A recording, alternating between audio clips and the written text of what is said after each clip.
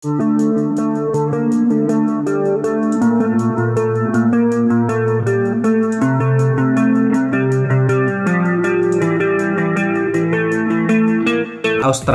telah mengambil langkah yang paling beresiko dengan mengadopsi kapal selam nuklir dan membangun poros AUKUS. Indonesia telah memprotes rencana ini dan Malaysia juga tidak kalah keras mengungkapkan rasa kecewanya. Saat ini, ASEAN menghadapi dua tantangan besar, yaitu ekspansi Cina di Asia Pasifik serta potensi kekuatan nuklir Australia. Beberapa analis berpendapat bahwa AUKUS mungkin tidak relevan secara langsung dengan pertahanan Australia.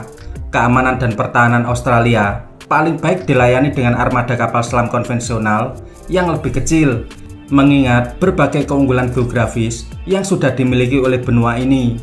Mengapa Australia membutuhkan kapal selam jarak jauh untuk beroperasi di Laut Cina Selatan dan Laut Cina Timur?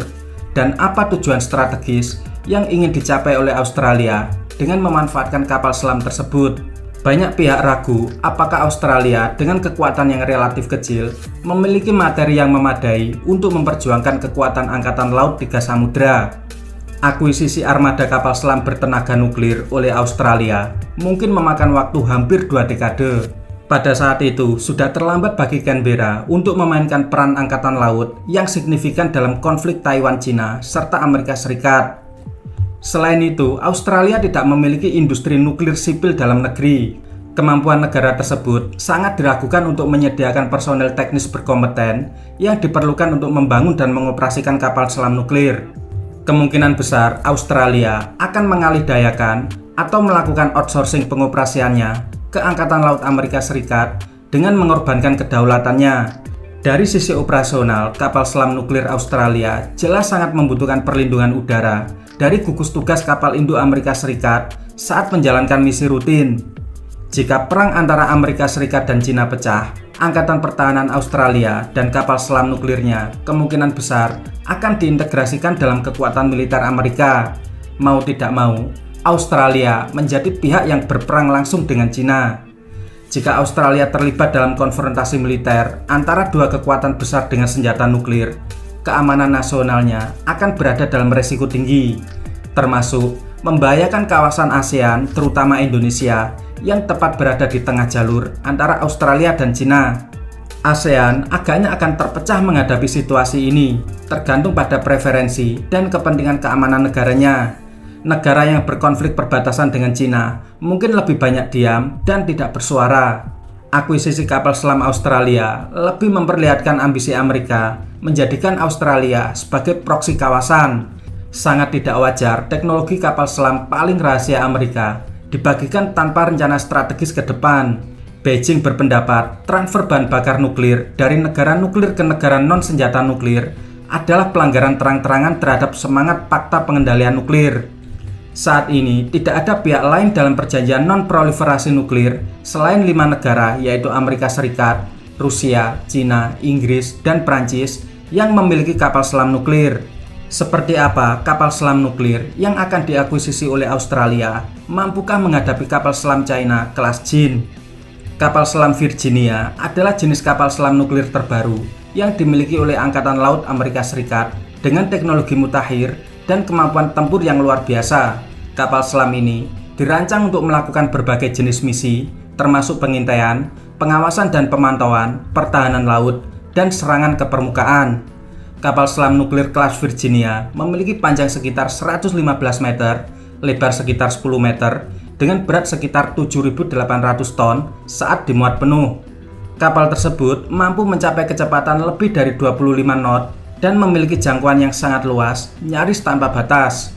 Kapal selam kelas Virginia menggunakan sistem propulsi nuklir yang memungkinkan mereka untuk melakukan operasi selama berbulan-bulan tanpa harus mengisi bahan bakar. Sistem propulsi nuklir juga memberikan kecepatan dan kemampuan manuver yang sangat tinggi pada kapal selam. Secara detail, kapal selam Virginia dibekali satu reaktor nuklir S9G bertenaga 280.000 horsepower atau 210 MW. 2 turbin uap 40.000 horsepower berdaya 30 MW dan 1 propulsor pompa jet poros tunggal serta 1 motor penggerak sekunder. Pada teknologi terbaru, kapal selam ini akan dilengkapi dengan mesin elektrik sehingga bisa sangat senyap dan sulit dilacak oleh persenjataan anti kapal selam. Dilengkapi dengan sonar terintegrasi, termasuk sonar pencitraan aktif dan pasif, sonar array di permukaan badan kapal, dan sonar pada ekor kapal. Sistem sonar ini memungkinkan kapal selam untuk mendeteksi target yang jauh di bawah permukaan laut dan mengambil informasi taktis yang sangat penting. Beberapa senjata yang dimiliki oleh kapal selam ini antara lain torpedo kelas Mark 48 yang merupakan salah satu torpedo paling canggih di dunia. Torpedo ini dapat digunakan untuk menyerang kapal permukaan dan kapal selam musuh. Virginia juga dilengkapi dengan rudal jelajah Tomahawk yang diluncurkan dari dalam kapal selam. Rudal ini memiliki jangkauan sekitar 1.600 km dan dapat digunakan untuk menyerang target darat dan target laut. Senjata kapal selam juga disematkan sebagai salah satu fitur pertahanan aktif seperti rudal Harpoon dan torpedo Kongsberg Naval Strike Missile yang dapat digunakan untuk menyerang kapal musuh. Meskipun kapal selam ini menggunakan sistem propulsi nuklir, namun tidak memiliki kemampuan untuk membawa senjata nuklir. Senjata nuklir hanya akan digunakan pada kapal yang didesain untuk membawa dan meluncurkan misil nuklir seperti kapal selam kelas Ohio. Namun, beberapa analis menduga kapal selam Virginia dalam kondisi genting atau darurat bisa saja dilengkapi dengan rudal balistik Trident 2 D5 yang memiliki jangkauan hingga 11.000 km dan memiliki kemampuan membawa hulu ledak nuklir Multiple Independently Targetable Re-entry Vehicle atau MIRV. Jika dibandingkan dengan kapal selam nuklir milik Cina yang paling mutakhir, yaitu tipe 094 atau kelas Jin, kapal selam nuklir Cina lebih memiliki kapabilitas untuk serangan nuklir kelas benua dan didesain untuk menyaingi kapal selam kelas Ohio milik Amerika Serikat. Kapal selam nuklir kelas Jin atau tipe 094 adalah kapal selam nuklir yang dibangun oleh China untuk menggantikan kapal selam kelas Xia yang sudah tua. Memiliki spesifikasi teknis panjang 136 meter, diameternya 12,5 meter, beratnya 11.000 ton, dan kedalaman yang bisa dijangkau mencapai 400 meter. Kapal kelas Jin membawa kru 140 awak dengan reaktor nuklir yang dapat menghasilkan daya hingga 100 MW, dilengkapi dengan rudal balistik antar benua JL2 dengan daya jangkau maksimum sekitar 7.200 km dan kemampuan membawa hulu ledak nuklir multi-hit. Kapal selam kelas Jin juga dilengkapi dengan sistem pengendali tembakan torpedo, sistem sonar pasif, sistem kontrol kecepatan, dan teknologi stealth atau siluman. Jin memiliki kemampuan untuk menjalankan misi jarak jauh dan misi pemotongan kabel komunikasi laut yang menjadi ancaman bagi Cina. Salah satu kelemahan kapal selam Cina adalah baling-baling dan mesin yang cukup berisik, sehingga rawan jika bermanuver terlalu jauh dari area pesisir Cina karena akan mudah terdeteksi oleh sistem anti kapal selam musuh. Pembentukan AUKUS dan pengadaan kapal selam dalam skala besar jelas dimaksudkan untuk menghadapi Cina dan mengontrol kawasan ASEAN yang kemungkinan akan terbelah saat pecah perang Pasifik. Bahkan pembentukan AUKUS membuat beberapa anggota NATO seperti Prancis menjadi gusar karena tidak ada transparansi dalam prosesnya dan penuh dengan rencana terselubung. AUKUS meskipun masih dalam tahap awal telah menjadi realitas geostrategis baru di kawasan Indo-Pasifik. ASEAN begitu berhati-hati merespon AUKUS sebagai bagian dari lanskap strategis kawasan. Sejauh ini, hanya Indonesia dan Malaysia yang bersuara keras dan menyatakan keberatan. Implikasi geostrategis dari AUKUS dapat dipahami dari beberapa perspektif struktural.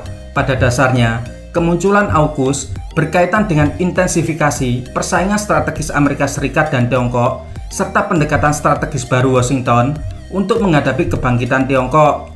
AUKUS menandakan strategi Amerika Serikat yang berpusat pada keseimbangan kekuatan keras, mencegah pencegahan yang efektif, dan skenario terburuk, konfrontasi atau perang dengan Cina. Sangat mungkin bahwa AUKUS dapat memicu perlombaan senjata regional di kawasan tertentu dan dalam skala yang terbatas, sehingga menimbulkan lebih banyak tantangan bagi stabilitas kawasan, terutama Pasifik dan ASEAN.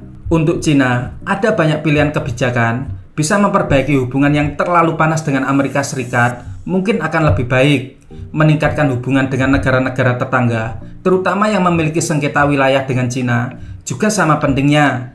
Indonesia dan Malaysia bisa menjadi motor untuk melakukan konsolidasi dengan seluruh negara ASEAN yang tidak sekedar fokus pada ekspansi Cina di LCS dan bangkitnya kekuatan nuklir Australia, tetapi melakukan langkah strategis menjaga kawasan atau melakukan simulasi penanganan darurat jika perang benar-benar terjadi, termasuk penanganan gejolak sosial, kerusakan ekonomi, dan pengungsi yang pasti akan memicu krisis kemanusiaan.